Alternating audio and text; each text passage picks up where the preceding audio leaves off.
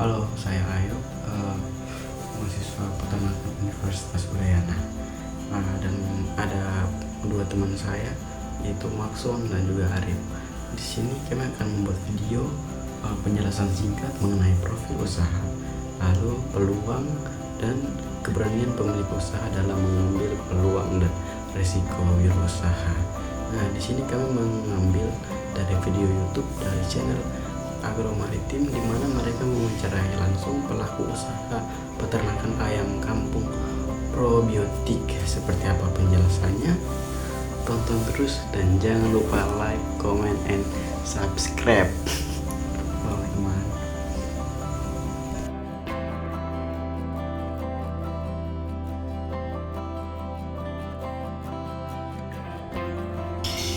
Halo, perkenalkan nama saya Maxon Ari dengan NIM akhir 063. Di sini saya akan menjelaskan profil singkat mengenai usaha dari PT Kampung Chicken yang bergerak di bidang peternakan ayam kampung berbasis probiotik. PT Kampung Chicken merupakan usaha peternak milik Pak Kukuh yang mengedepankan metode probiotik untuk menghasilkan ayam yang lebih sehat, alami, dan berkualitas. Usaha ini tidak hanya fokus pada budidaya, tetapi juga mencakup edukasi dan pemberdayaan masyarakat sekitar melalui kemitraan dan pelatihan. Visi utamanya adalah menciptakan produk unggas lokal yang mampu bersaing dengan produk pabrikan, sekaligus tetap menjaga nilai tradisional dan kesehatan ayam tersebut.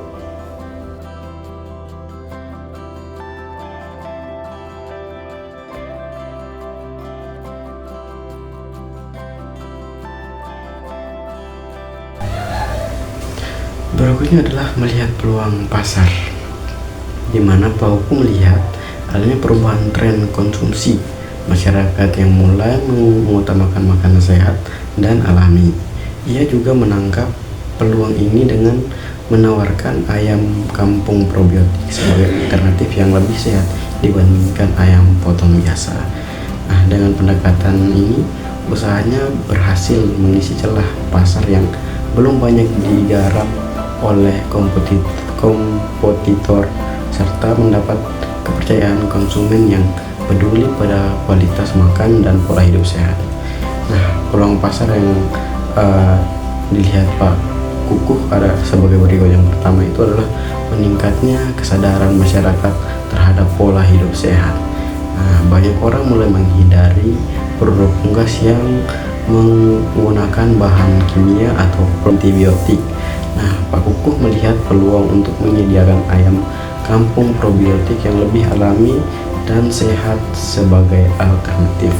Yang kedua adalah permintaan tinggi terhadap ayam kampung berkualitas. Nah, ayam kampung memiliki cita rasa khas dan digemari oleh berbagai kalangan, terutama untuk konsumen keluarga dan restoran tradisional. Namun, pasokannya di pasaran sering tidak stabil. Celah ini yang ia isi. Nah, berikutnya adalah minimnya persaingan di segmen ayam kampung probiotik. Nah, ayam kampung probiotik masih tergolong baru dan belum banyak digarap secara serius oleh pelaku usaha lain. Ini memberi Pak Kukuh keunggulan sebagai pelopor di segmen ini. Mungkin ini adalah beberapa peluang yang dilihat oleh Pak Kukuh sehingga PT Kampung Chicken masih berlanjut hingga saat ini. Sekian dari saya, mungkin akan dilanjutkan oleh teman saya.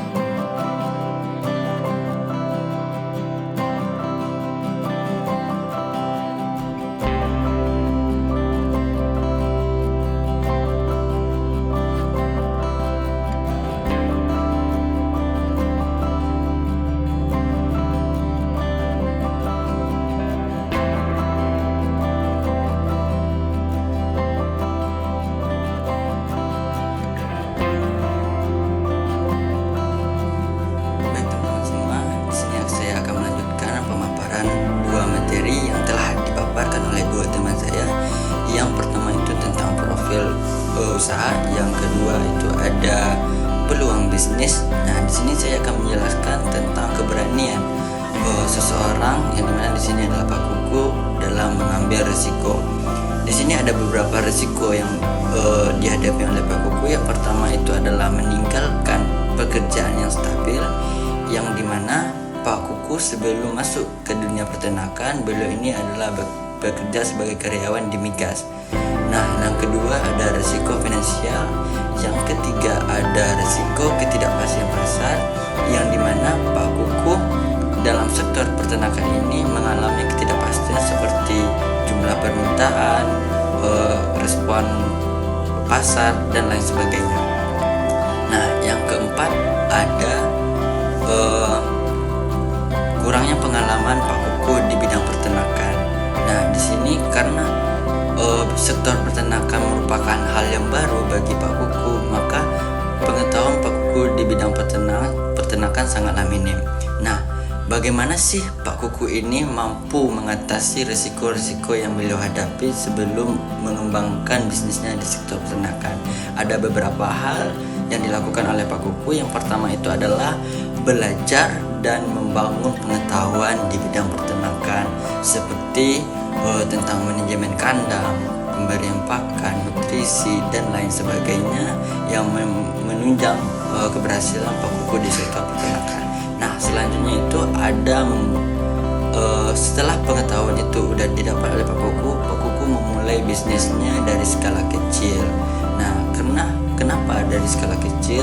Ketika Pak Kuku mulai dari skala kecil dan mengalami kerugian itu tidaklah besar.